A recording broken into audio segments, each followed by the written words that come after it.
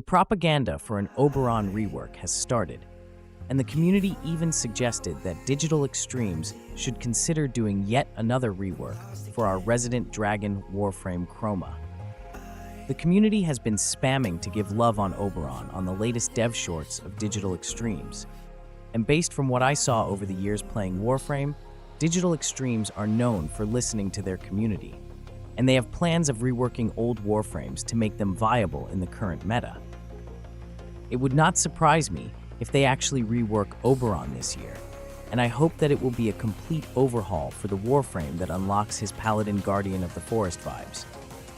For Chroma, I don't have any complaints right now, but I bet those players who are saying that Chroma needs a rework are those players who thinks that Chroma is not dragon enough to be considered as a fun Warframe.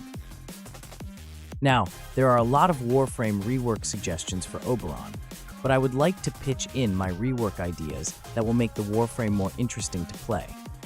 If you have a rework idea also for this Warframe, then feel free to share it later in the comment section below.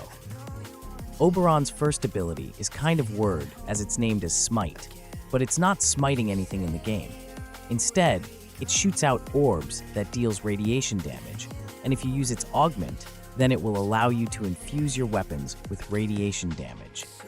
This was useful during the peak of Eidolon hunts, but right now, radiation damage and the skill itself feels out of place.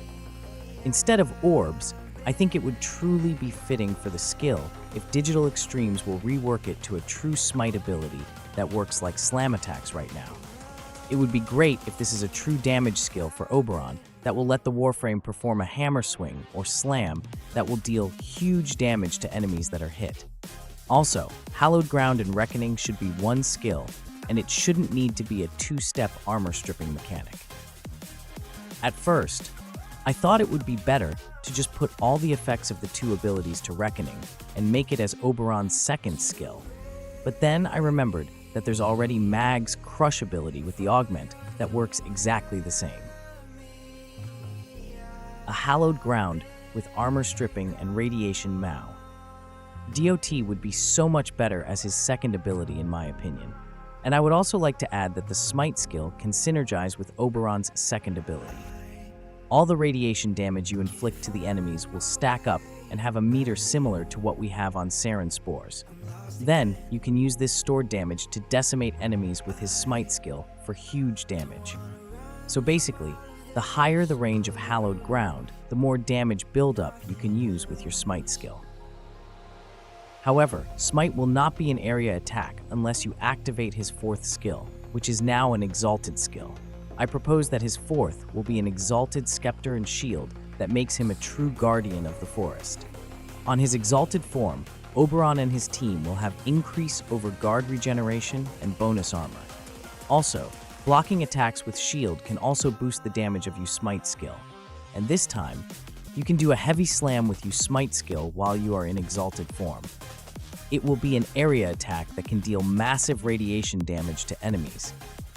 And yes, I have suggested Overguard for this Warframe instead of the health regeneration. Honestly, to make a Warframe an ultimate support now, he or she must have an Overguard mechanic that can protect the whole team. We have Dante that can do that right now, and we also even have Revenant that can give invulnerability charges to his allies. If Oberon will be a great support, then I'm hoping that his renewal will turn into bonus Overguard with regeneration.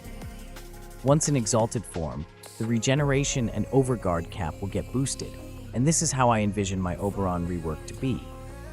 By the way, for his passive, it would be good if it stayed to stay true to Oberon's themed pulp, but it should give the companions Overguard instead of increase health and armor bonuses. Like I have said, these are just my suggestions, and please consider sharing it to the Warframe community if you like it. Or, if you have a better idea for an Oberon rework, then feel free to write it down below. For now, let's move on to Chroma, and why I think that the Warframe is in a good state right now, and don't need a complete overhaul just like Oberon. First of all, I don't want to get rid of his fourth skill that has one of the best credit farming mechanics right now. Do remember that his ultimate can grant increased credit boost that stack with other credit booster in the game. It's very easy to farm credits right now, in the new Warframe 1999 tile set using Chroma. Simply look for the lockbox in any Legasite mission, search for the key, then activate Chroma's fourth skill before opening the box. This will earn you a lot of credits, and it's way better compared to the Profit Taker farm, which is, by the way, can also give you a lot of credit gain with the help of Chroma's effigy. Also, I really don't mind his first skill right now, as I just rework Chroma with the helmet system. I just replace his first skill with either Nourish or Evade. Now, the latter is really a surprising choice, but let me explain the reason behind it. One thing that I really don't like about Chroma now is his survivability sucks. No matter how high you get your armor values, you'll still get nuked by area attacks or even beamed by Jade Eximus Light. One method that I'm currently using is benefiting from the overguard mechanic of secondary fortifier while using the Incarnon dual toxicist. Overguard really makes Chroma tanky, and you can always use a Nourish build if you want more damage for your Incarnon dual toxicist. Just remember that Chroma's Fury buff is all about elemental increase, and it's way better to put a lot of elemental mods if you can in your build, instead of focusing on raw damage mods. The Incarnon dual toxicist with elemental build, insane critical and huge damage buff from Galvanized mod, and its innate evolution can shred enemies fast with Chroma, and this will give you constant overguard while using the Warframe. It may sound weird, but using Evade also has its perks for my Chroma.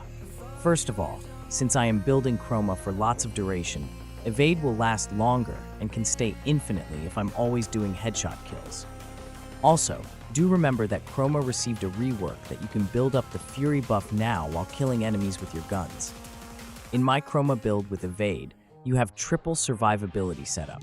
One is the invisibility coming from Evade, then the overguard from Arcane Fortifier, and then the damage reduction from armor if all fails. With all these survivability, I can also focus on increasing the power strength of Chroma in my build with power strength mods, and adding more health for the Arcane Bellicose buff. Honestly, with this Chroma setup, I don't have any complaints with the Warframe right now. Also, while not important, the feature wherein you can still see your Warframe's fashion frame while invisible makes me want to play Chroma more with its beautiful Chinese New Year skin.